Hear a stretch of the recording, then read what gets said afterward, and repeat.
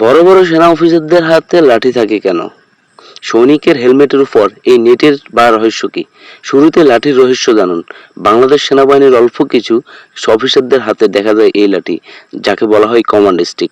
সাধারণত মেজর বা তার উপরের র্যাঙ্কের অফিসাররা তাদের সৈনিকদের দিক নির্দেশনায় এটি ব্যবহার করেন। এটি মূলত নেতৃত্ব ও শৃঙ্খলার প্রতীক, যা এসেছে ব্রিটিশ ঐতিহ্য থেকে। এবার হেলমেট প্রসঙ্গ। সেনারা অনেক সময় পাকা জায়গায় অপারেশনে যায়।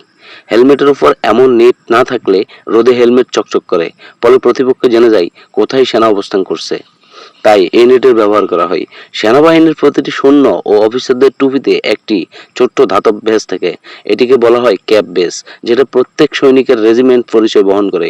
সেনাবাহিনীর এক শ্রেণীর অফিসারদের বুটের নিচে দেখা যায় ধাতব স্পার, যেগুলো সোখা এবং অত্যন্ত ধারালো। সেনাবাহিনীর যে অফিসাররা নিয়মিত ঘোড়দৌড়ে অংশ নেন, তাদের পায়ে দেখা যায় এই বিশেষ বুট। এছাড়াও বিভিন্ন আন্তর্জাতিক মিশনে সেনা সদস্যদের ইউনিফর্মে দেওয়া থাকে পতাকা ফ্যান্স, যা দেশকে প্রতিনিধিত্ব করা বোঝায়।